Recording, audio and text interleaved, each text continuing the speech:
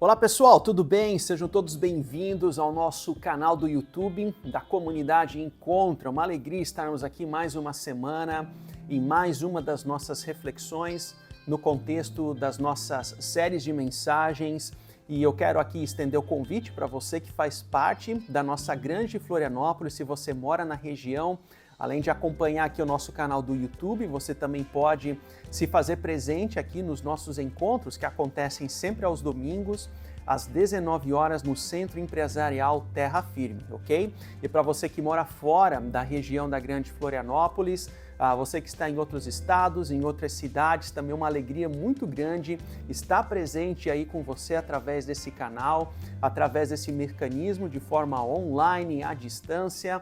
Mas eu desejo que onde você estiver ouvindo aqui a nossa reflexão, seja no trânsito, seja nas suas tarefas de casa, ou no momento preparado para isso, para ouvir da reflexão, que Deus possa também cuidar de você, direcionar a sua vida e também trazer as mais nobres bênçãos na sua vida e também família, ok? Nós estamos nessa série de reflexões chamada Entre Nós e os Nós. Essa é uma série que nasce do desejo de nós falarmos sobre famílias, sobre gerações e o papel da vida em comunidade nesses temas que nós estamos abordando. E como você pode perceber, o título dessa série é um trocadilho, é um jogo de palavras, porque de um lado nós queremos falar dos nós, dos impasses, dos conflitos, dos enroscos, dos desafios que marcam cada geração. Ou seja, nós geracionais que muitas vezes atrapalham o relacionamento saudável dentro da família e também na vida em comunidade. Mas ao mesmo tempo há o nós como pronome.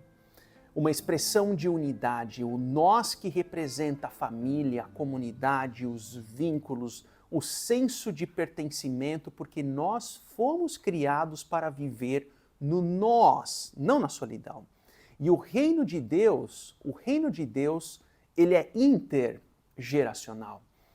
E nesse sentido, na semana passada, nós falamos sobre a geração alfa, que é essa geração dos 0 aos 15 anos, e claro, nós estamos falando aqui de números arredondados. E hoje nós damos sequência à nossa série, à nossa mensagem, abordando sobre a geração seguinte, a geração Z, que seria ali dos 15 aos 30 anos, a geração mais jovem entre os adultos, nascida a partir de 1996. A geração Z possui boas características e potencialidades. Por exemplo, eles são digitais nativos, eles cresceram com a internet, com smartphones, com as redes sociais, eles nadam de braçada nessas áreas, nunca viveram em um mundo sem a tecnologia. Então eles usufruem destes benefícios, eles são digitais nativos. Essa geração também preza por engajamento com causas, isso é muito bonito, isso é muito belo. Eles são sensíveis a temas como o meio ambiente, a justiça social e são abertos a discussões em torno da saúde mental. Eles se importam com esses temas mais do que outras gerações. Eles também são naturalmente criativos e isso é muito importante para o ambiente de trabalho, por exemplo. Eles pensam fora da caixa, possuem soluções criativas para determinados desafios da vida, determinados desafios ou problemas no âmbito da organização e assim por diante. Eles valorizam o propósito de vida acima da rentabilidade. Essas são marcas positivas e belas no contexto dessa geração. E claro, um fato importante, tudo o que vai acontecer no futuro depende em grande medida das escolhas, dos valores e dos rumos dessa geração. Seja no âmbito político, seja no âmbito econômico, seja no meio ambiente ou seja na vida da própria igreja, da vida em comunidade, o posicionamento dessa geração Z, 15 a 30 anos, o que eles vão fazer e como eles vão fazer, trará impactos no futuro do mundo. O Instituto Barna de Pesquisa publicou em 2018, um caderno bem completo, realizando pesquisas e analisando o perfil da geração Z. E nesse caderno foi analisado diversos pontos, aspectos positivos e negativos dessa geração, ou seja, que naquilo que, dentro do contexto da nossa série de reflexões, nós chamamos dos nós, que são os nós atados. Vamos relacionar pelo menos 3 desses nós. O primeiro nó que a pesquisa aponta é o nó da autonomia. De acordo com o Barna, a geração mais jovem, a geração Z, admira a família, mas interessante, ela não a considera central para o desenvolvimento da identidade. É um divórcio com outras gerações. É uma geração com uma tendência de autonomia. Isso nos faz lembrar daquilo que algumas ciências chamam da síndrome do Pinóquio. Porque Pinóquio é aquele personagem que ele é todo bonitinho, todo fofinho, mas ele rejeita conselhos do Gepeto, que é o seu criador. É uma figura que representa muito mais a autonomia, em contraponto com a figura de Gepeto, que representa a experiência, a tradição, a sabedoria. Valoriza-se a autonomia, muitas vezes sem vínculos formadores. É um nó dessa geração. O segundo nó é o nó da imaturidade prolongada. E o caderno do Barna usa a expressão apatia para com o crescimento, em relação ao crescimento e maturidade na vida. Ou seja, a geração Z, essa geração mais jovem, é uma geração que possui dificuldades com planejamento, possui dificuldades com a gestão do tempo. Muitos jovens da pesquisa, eles não conseguem antecipar minimamente a vida em 2 a 5 anos. Talvez seja aquilo que as ciências chamam da síndrome do Peter Pan. Uma analogia que simboliza o desejo, a partir desse personagem, de sempre permanecer na infância, evitar responsabilidades, evitar compromissos, a seriedade da vida adulta. No Brasil, por exemplo, isso se agrava se nós considerarmos o crescente número dos nem, ou seja, jovens que estão no mercado de trabalho, ou melhor, eles não estão no mercado de trabalho e ao mesmo tempo eles não estudam, por isso a expressão nem. E essa reportagem do Estadão de 2 semanas atrás aponta justamente para isso, do crescimento na geração Z dos nem. Agora um detalhe, perceba que aqui na reportagem esse fenômeno crescente nessa geração não é necessariamente pela falta de oportunidades na vida, que é um desafio no Brasil, as dificuldades de gerar oportunidades para os nossos jovens e adolescentes. Não.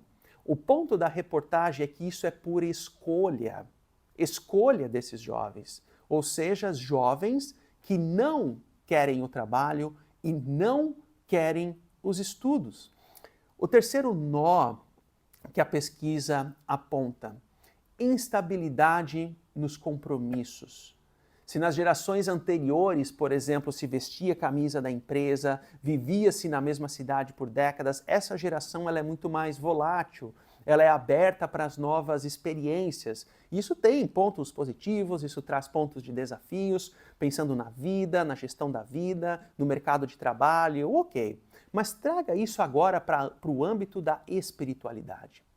De acordo com a pesquisa do Barna, muitos jovens nessa faixa etária, eles estão transformando Deus numa expressãozinha técnica chamada Deus terapêutico ou Deus moralista terapêutico. O que é isso?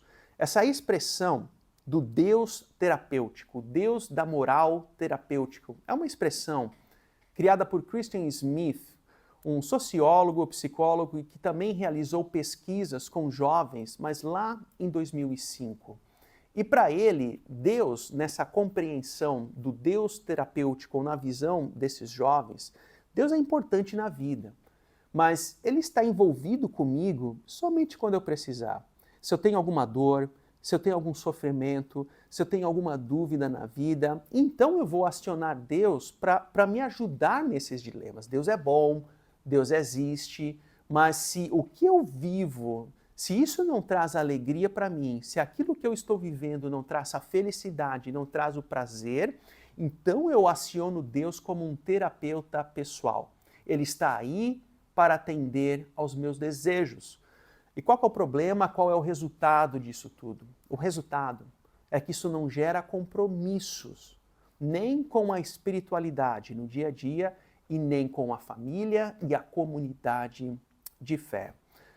Agora, quando nós olhamos para alguns nomes da sabedoria bíblica, é muito interessante perceber o testemunho de jovens que fizeram a diferença no reino de Deus. Alguns exemplos. José.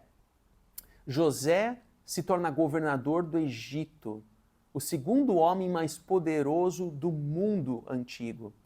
E com a sua sabedoria, com a sua capacidade de gestão, ele não apenas abençoou o Egito, mas também os povos ao redor. Ele tinha cerca de 30 anos, a idade da geração Z hoje. Esther, ela nasce no cativeiro sob o domínio persa.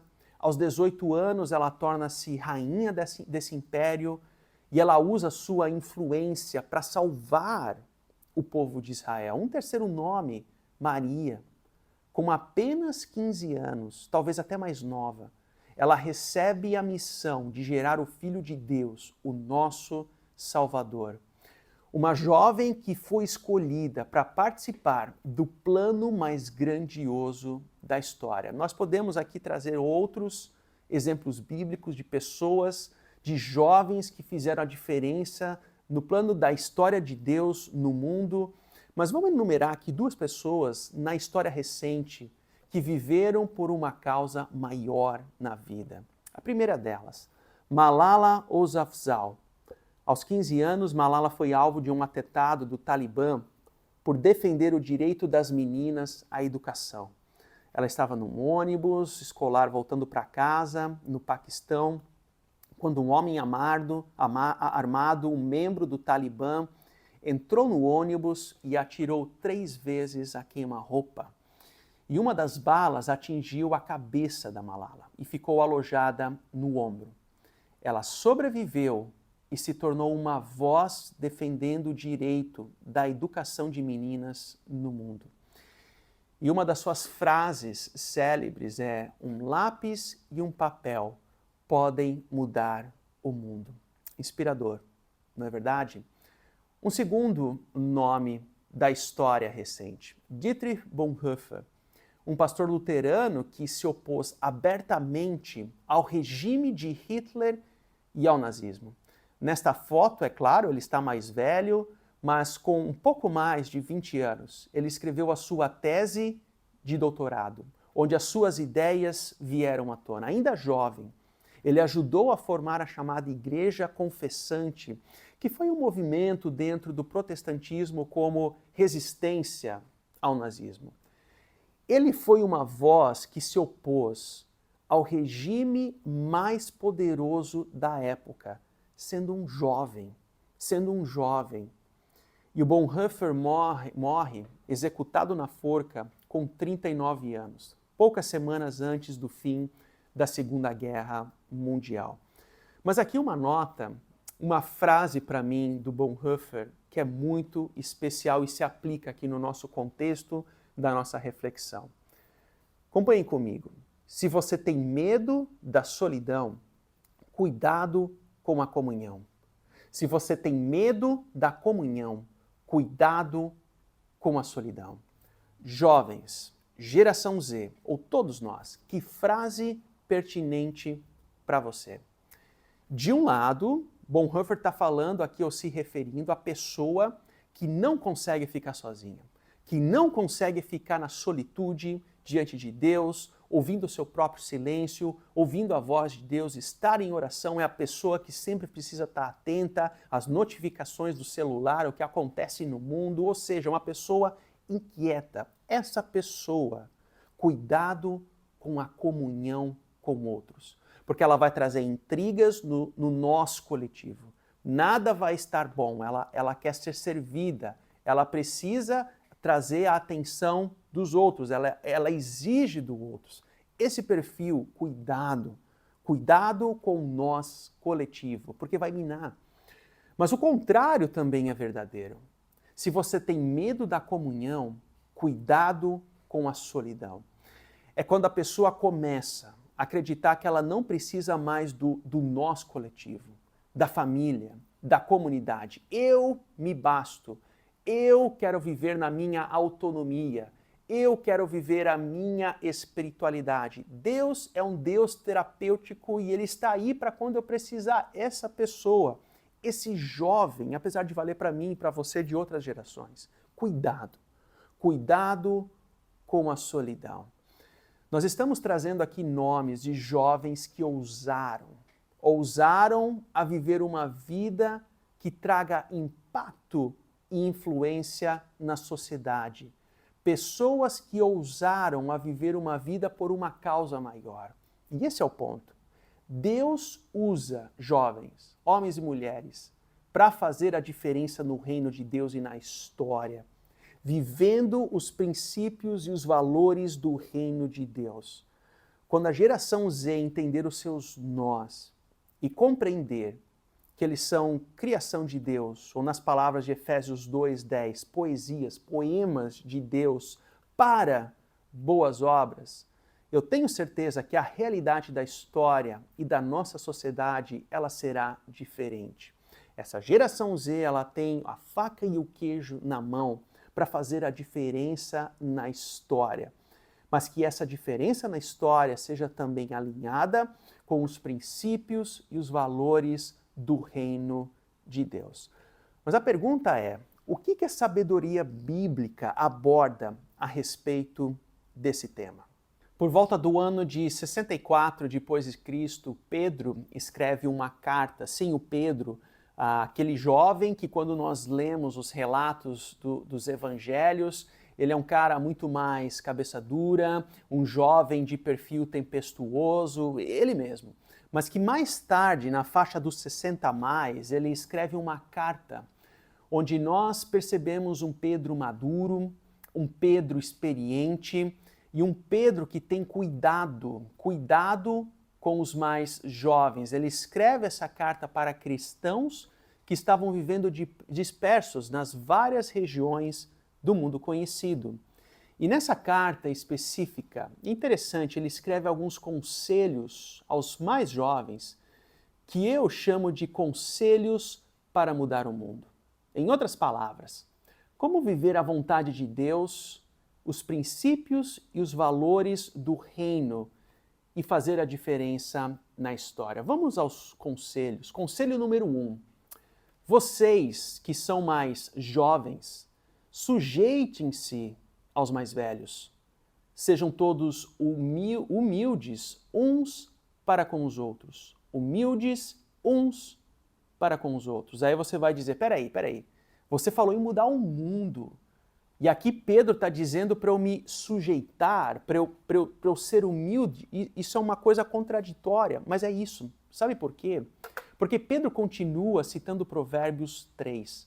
Porque Deus se opõe aos orgulhosos, mas concede graça aos humildes. Perceba a seriedade do tema. Essa palavra sujeição aqui, nós não podemos fazer floreamento para ficar politicamente correto. Ela é o que é.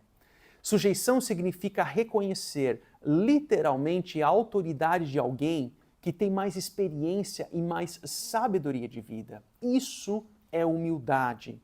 Deixar-se guiar pelos mais velhos, aprender com os mais experientes, reconhecer que nós temos pontos cegos, reconhecer que os outros também podem nos ajudar a lapidar arestas, reconhecer que muitas vezes essa geração vive na sua autonomia, mas que ao mesmo tempo não é uma ilha como um fim em si mesmo, reconhecer a sabedoria daqueles que vivenciaram muitos dos dilemas que nós vivemos. Faça essa reflexão agora na sua área profissional.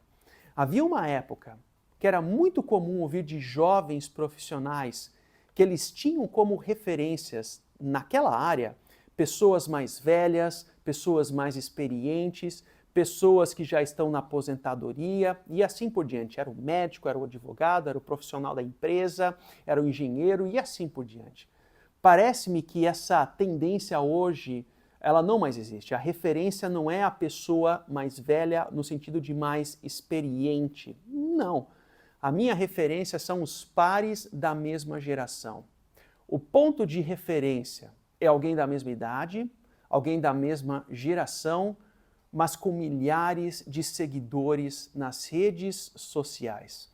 A referência já não é mais a voz da experiência, mas sim a contabilidade de seguidores nas mídias, a visibilidade. Isso é perigoso, porque aqui no contexto dos mais velhos que Pedro está apontando são os presbíteros. Eu não vou me aprofundar aqui nessa explicação, mas uma aplicação ligeira. Presbíteros, no contexto de Pedro, são as pessoas experientes, líderes que vivem os princípios e os valores do reino de Deus. Pessoas em que um jovem pode olhar e dizer: vale a pena seguir essa pessoa, vale a pena me influenciar e me inspirar por essa pessoa mais velha. É importante dizer isso.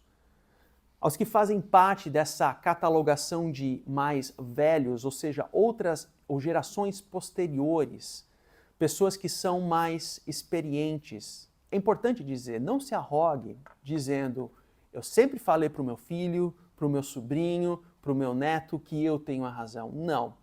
Aqui não é sobre lavar ou não lavar a louça após o almoço. Aqui nós estamos falando de princípio de vida. Um presbítero era uma voz de experiência na espiritualidade e relacionamento com Deus. A pergunta é: a sua vida, enquanto geração dos mais velhos, a sua vida reflete o amor de Jesus a ponto de um jovem dessa geração Z poder olhar para você e se inspirar e ver, enxergar em você alguém como influência, como inspiração na vida, seja pessoal, seja na vida familiar, seja na vida profissional? Vale a pergunta. Jovens, o conselho de Pedro aqui é: para mudar o mundo, Deus fala através dos mais velhos. Você é alguém que possui valor, você é alguém que possui marcas e potencialidades, mas ao mesmo tempo não é uma ilha, como se fosse um fim em si mesmo. Cuide com a autonomia que é característica dessa geração. Conselho número 2, conselhos para mudar o mundo. Humilhem-se, portanto, sob a poderosa mão de Deus, para que Ele os exalte no tempo devido. Perceba as palavras de Pedro. Humilhem-se para que Deus exalte no tempo devido. Mas o texto segue: lancem sobre Ele toda a sua ansiedade, porque Ele tem cuidado de vocês. Interessante essa sequência que Pedro nos traz até aqui. Em primeiro lugar, a sujeição aos mais velhos. Ser humilde uns com os outros. Colocar-se debaixo da mão de Deus. Sujeição, humildade, soberania de Deus. Reconhecimento do seu cuidado na nossa vida. Eu ouvi certa vez essa frase e ela sempre me foi útil na minha vida. A vida não é uma corrida de 100 metros, mas uma maratona. Nós não conseguimos acelerar processos, algo que é muito característico na geração Z.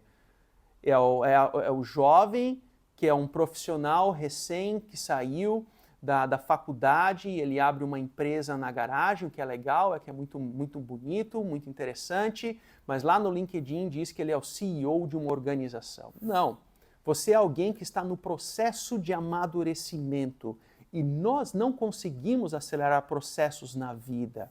A maturidade possui um tempo de processamento, para alguns é mais, para outros é mais lento, mas os frutos possuem um tempo, um ritmo de colheita. E o termo aqui que Pedro utiliza para tempo devido é o kairos, ou seja, é o tempo de Deus. Nós não podemos forçar algo que foge do tempo preparado por Deus, porque isso vai trazer desgastes, isso vai nos trazer dores, isso vai nos trazer ansiedades. E essa geração mais jovem, a geração Z, é a fase da vida com mais vitalidade.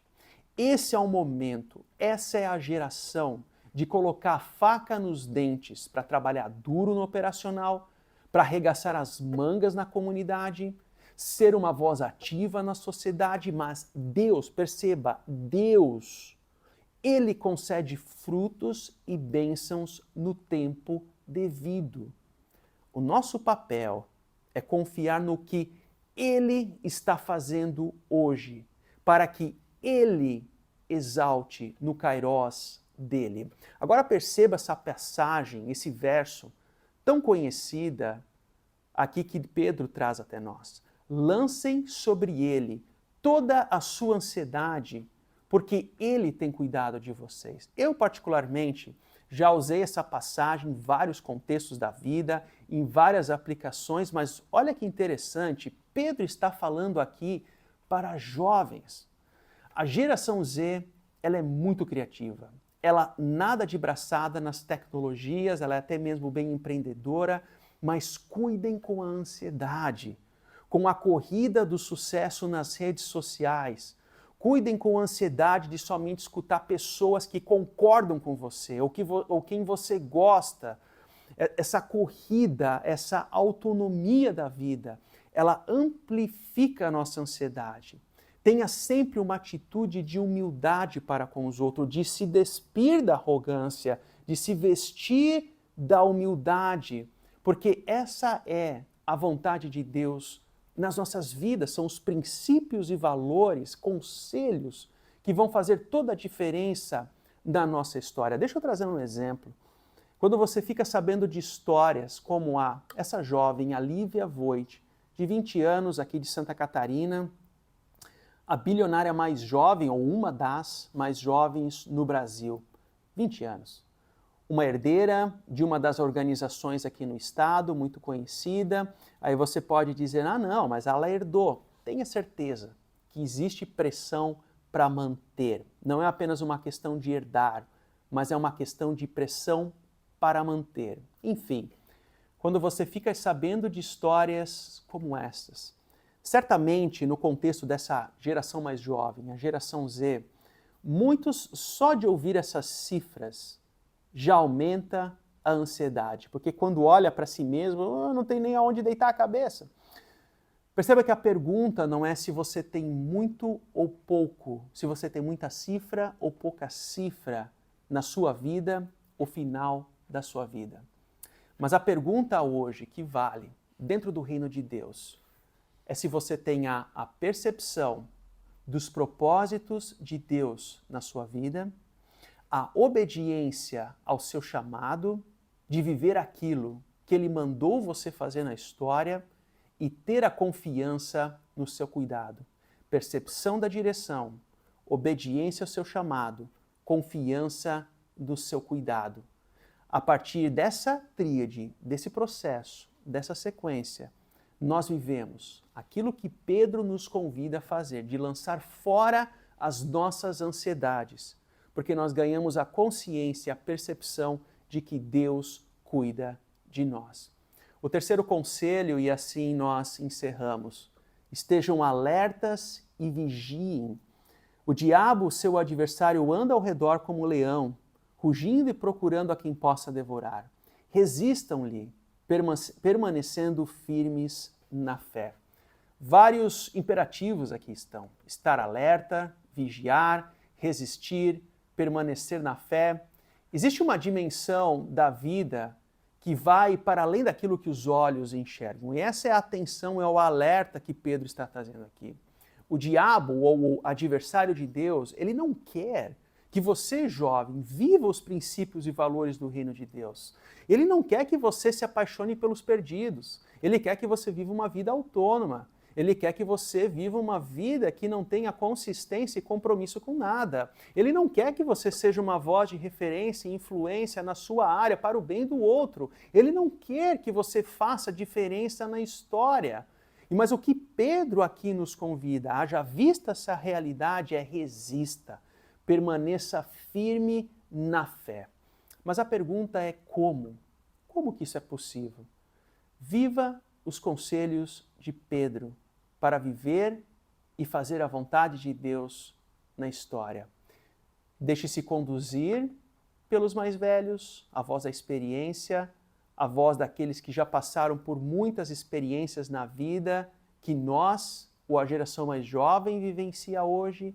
Revistam-se de humildade no relacionamento uns com os outros, abrir mão da arrogância, ser uma pessoa ensinável, buscar a sabedoria do alto, submeter-se à poderosa mão de Deus, permitir com que a vontade de Deus seja feita na sua vida, assim como Cristo nos ensinou a orar.